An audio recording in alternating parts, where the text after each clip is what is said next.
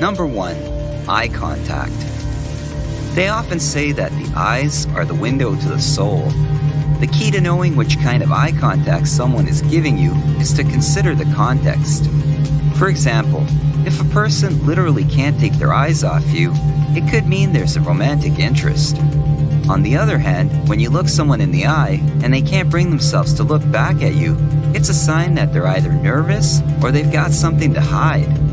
That said, if you're talking with someone whose stare is making you squirm, especially if they're very still and not blinking, something is definitely up, and they may be lying to you.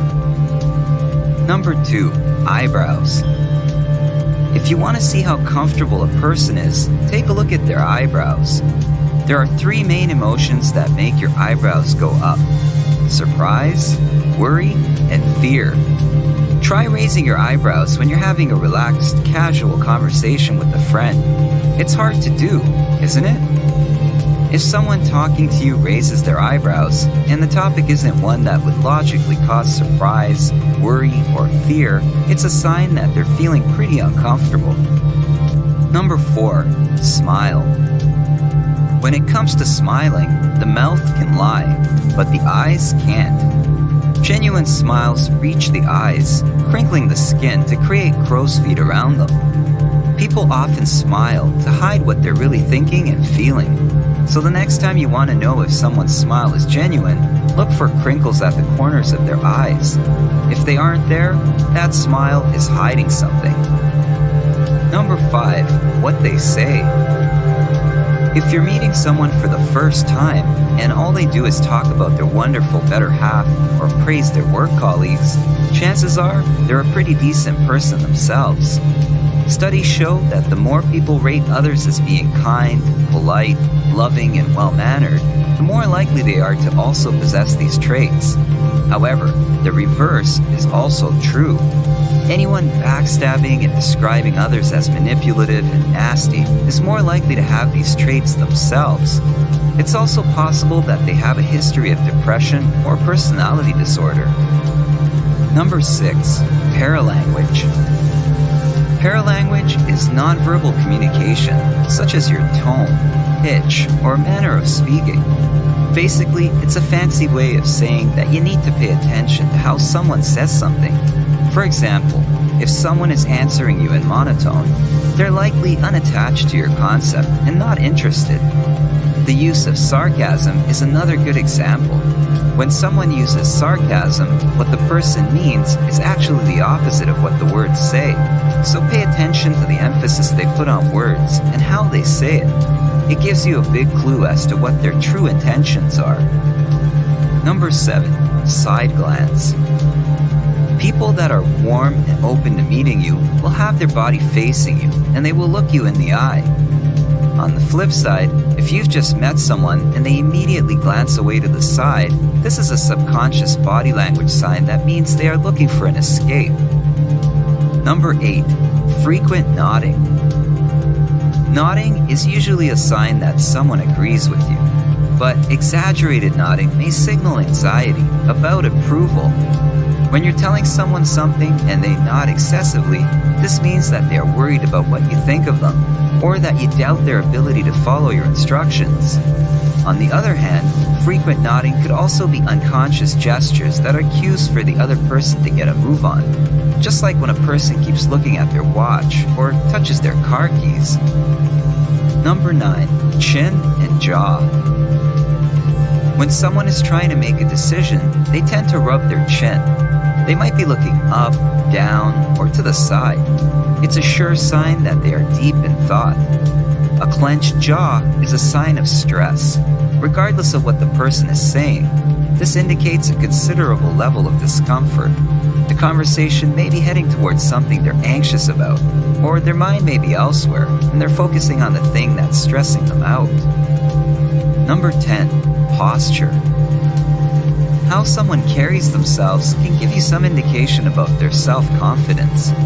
For example, if someone is walking upright with their shoulders back and looking straight ahead, that gives the indication that they feel good about themselves and have confidence. However, if someone is slouching over and looking at the ground when they walk, that gives a much different impression. It may not necessarily mean that they have low self-esteem, but that's the message it gives off. Number 11. Rubbing hands. It is believed that the hands broadcast what the head is thinking. When a person is rubbing their hands together, generally it means that they have a positive feeling about something. People usually do this when they are hopeful about something good coming up in the future, and they're excited about it. Number 12. Handshake. You can tell a lot by a person's handshake. Soft and flabby, and they are likely to be submissive or a pushover. Too hard and crushing, and they are possibly domineering types. The length of time is also important. Too long and it's weird, but too short could indicate some form of conflict. It's possible that the person does not want to make a deep connection with you, but it could also mean that they don't have much time. Number 13. Leaning in or away.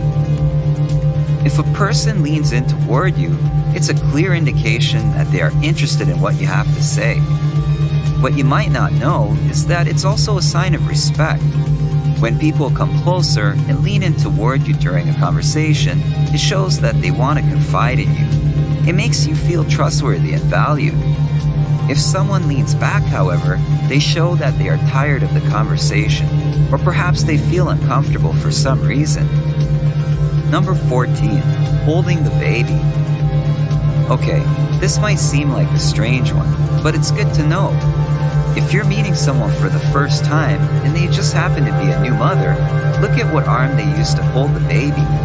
Studies show that happy moms tend to hold their babies in their left arm, while stressed and depressed mothers usually hold their babies in their right arm. Number 15. Crossed arms and legs. Have you ever had a conversation with someone who crossed their arms or legs while you were talking to them? If you're on a first date, or if you're trying to pitch someone a new idea, it's not a good sign. Crossed arms and legs are physical barriers that suggest the other person is not open to what you're saying. Even if they're smiling and engaged in a pleasant conversation, their body language tells the story. Psychologically, crossed legs or arms signal that a person is mentally, emotionally, and physically blocked off from what's in front of them. On the same note, the direction of someone's feet are also quite revealing. A person that likes you will have both feet facing in your direction. However, if their feet shift toward the door, it means they've had enough and want to leave. Number 16. Shoes. A person's shoes can tell you a lot about their personality. Apparently, we all make judgments about people's shoes, but studies show that they are pretty accurate. Nervous people will have new or very clean shoes. Amiable types will wear practical shoes. Calm people have an affinity for uncomfortable shoes, and aggressive people wear ankle boots. Just take a look at your own shoes. Does your personality type fit in with them? Number 17. Overall appearance. How someone dresses and presents themselves can say volumes about them. If the person has their hair in place, their clothing pressed, and they show attention to style, they may be very detail-oriented. Someone with a more casual wardrobe or bedhead might be creative or just messy. And then take someone who looks unkempt and smelly. They could simply be a really lazy person. Number 18. Copying body language. If you've never tried to read people before, this is something you probably haven't noticed. But pay close attention to it in the future, because when someone mimics your body language, it means they feel so good about you that they want to harmonize with you. It's a sign that the conversation is going well and that the other party is receptive to your message. This is done unconsciously, as no one walks around with the intention of outright copying someone. But when we're comfortable with people, we have a tendency to do what they do. Some of us are pretty good at